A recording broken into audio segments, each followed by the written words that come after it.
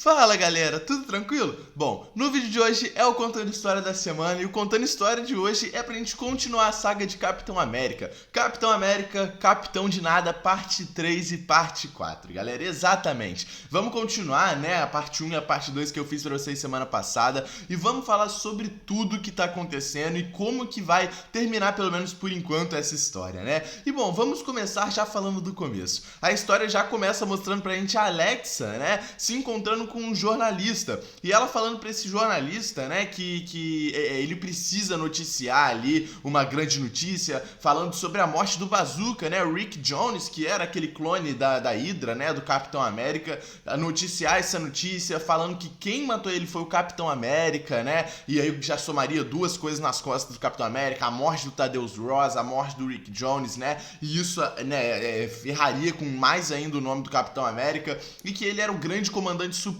da Hydra. Esse jornalista fala que ele não faria isso e tal, né? A Alex ameaça bem firme até ele mostrar que vai fazer isso de fato, né?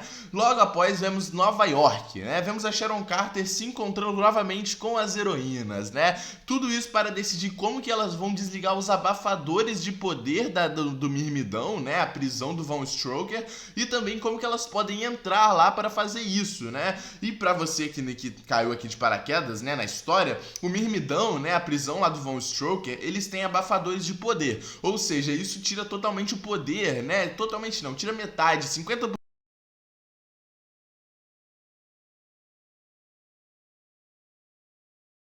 é entrar de alguma forma no Mirmidão, desligar esses abafadores de poder, né, para que o Capitão possa enfrentar o Von Strucker, possa fugir, possa fazer alguma coisa, né, e é isso que elas planejam. Só que o plano delas é o seguinte: a Sue Storm, que é a mulher invisível, entrar, né, bem escondida, já que ela é invisível, e ela ali com um tipo de soro, né, um soro energético, jogar esse soro, né, injetar esse soro em algum prisioneiro que elas possam confiar, prisioneiros que não são só vilões, prisioneiros que podem, né, ter melhorado durante esse tempo, podem ser heróis, e com esses prisioneiros, com essa injeção, soltaria um tipo de rajada de energia que desligaria os abafadores de poder, né, elas têm tecnologia para isso, e é isso que elas pretendem fazer. Só que uma super-heroína ali do grupo, a Dríade, ela pergunta o que elas vão fazer em relação ao estrangeiro, que é aquele traficante de armas, aquele dono, né, da boate 1400, né, que ele trafica armas, faz ali várias coisas de criminosos, né,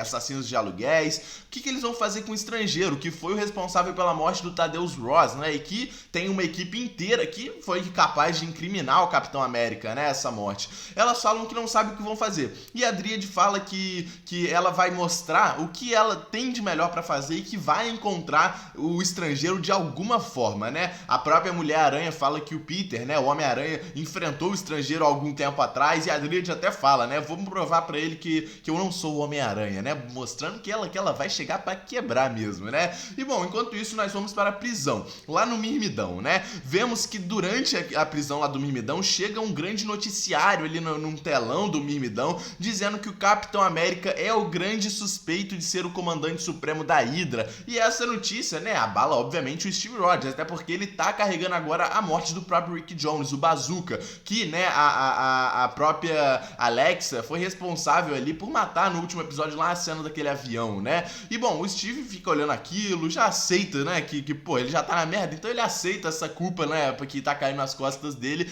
E enquanto isso nós vemos um vilão ali dentro, Massa, que ele tá mudando, né? Um vilão que tá mudando, tá virando mais herói, né? E vemos que ele vai ali se encontrar com um dos seguranças ali do Mirmidão, né? Porque ele tá falando que as luzes daquele noticiário que tá mostrando a culpa do Capitão América, as luzes tá atrapalhando ele. E ele vai pra cima de um segurança do Mirmidão. O segurança desce o cacete no coitado, né? E o Capitão fala: pelo amor de Deus, eu tô quietinho na minha.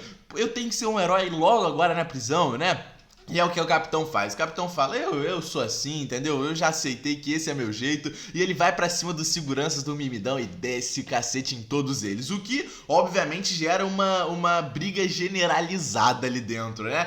Todos os vilões, todos os prisioneiros vão pra cima dos soldados do Mirmidão, os soldados do Von Strucker, e aí gera todo um alvoroço, né? E o Capitão mesmo fala: Parece que foi ontem que eu tava na Segunda Guerra Mundial e agora eu criei um exército aqui na prisão também, né? Pelo amor de Deus. Enquanto isso, nós vemos a Dríade se encontrando lá com um segurança do estrangeiro, né? Vemos ela indo lá na boate 1400, que é, né, essa boate do próprio estrangeiro, e ela indo encontrar com um tal de Daniel, que é um segurança ali do estrangeiro, né? A gente vê ela descendo o cacete nele, quebrando perna, fazendo um monte de coisa ali e falando que isso é um aviso pra ele aparecer logo, senão ela vai fazer pior com o próprio estrangeiro, pra ele botar as caras, né? Ela já deixou o aviso ali pronto. Enquanto isso, nós voltamos lá pra prisão pra ver a própria Sue Storm. Exatamente, galera. A Sue Storm entra no Mirmidão com o plano daquelas heroínas todas ali, né? E o plano vai começar a ser executado. Vemos a Sue Storm entrando no Mirmidão e encontrando com o Massa. Exatamente, aquele mesmo que começou a porradaria lá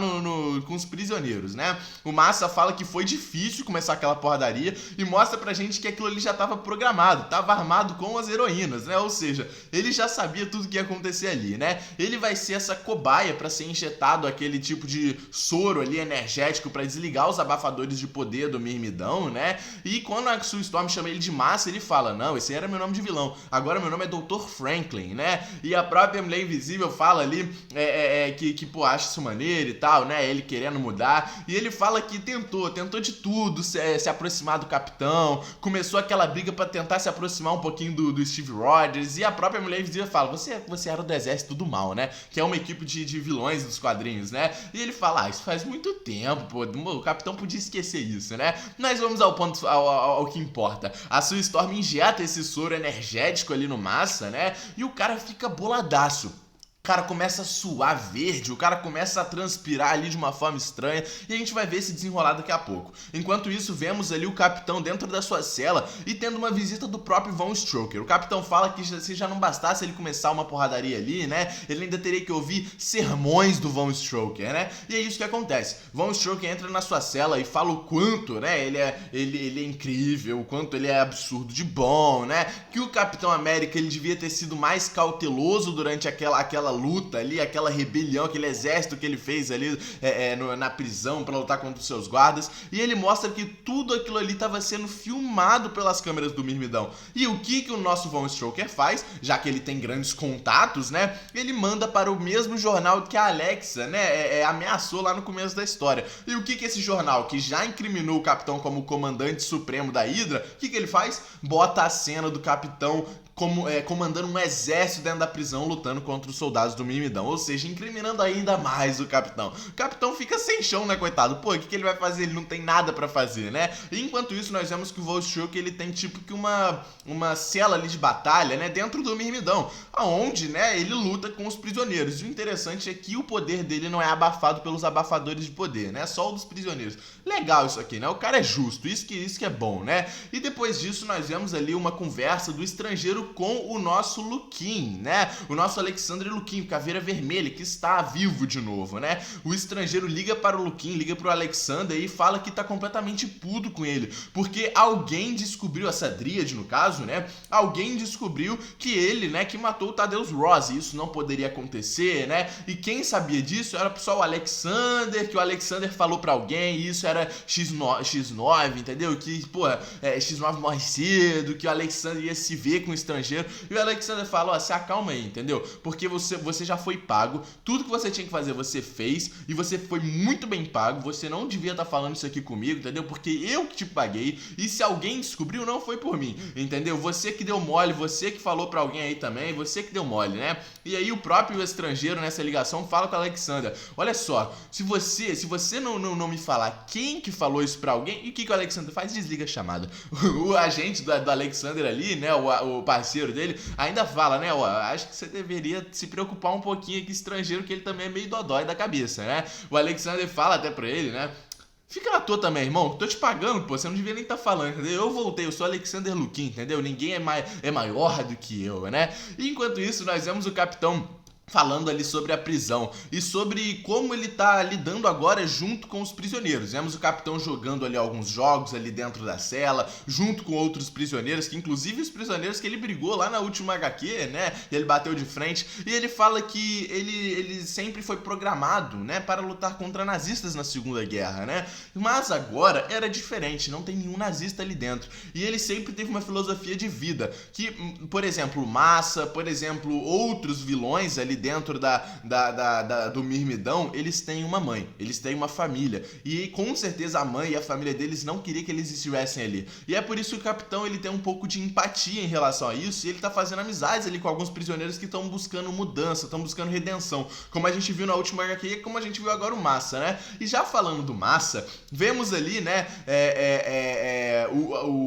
aquele super soro ali, que a Sue Storm injetou nele, fazendo um tipo de efeito. Vemos que o Massa começou a transpirar verde, como eu falei, e ele desmaia no meio da prisão. Os guardas, obviamente, levam ele para um centro médico ali do Mirmidão, né, pra ele ser visto e tal. E enquanto isso, ele chega no centro médico apagado, falando nada com nada, suando verde, transpirando, ficando totalmente dodói ali. E enquanto isso, vemos o capitão indo enfrentar o Von Strucker naquele ringue de batalha da prisão que eu falei com vocês, né? Vemos que o capitão falando que ele tá com 50% da sua força só, que é como se ele não fosse mais um super soldado, que ele só tem agora suas técnicas de luta, ele não tem mais força, ele não tem mais nada, mas ele vai enfrentar o Volkshocker mesmo assim, que também é um super soldado, né? Então ele tá muito forte aqui, né? Vemos o Volkshocker descendo o cacete no capitão, e o capitão falando, eu tô fazendo isso pela Sharon, o que a Sharon pensaria de mim nessa luta aqui, o que tá acontecendo, pelo amor de Deus, entendeu? O que é isso?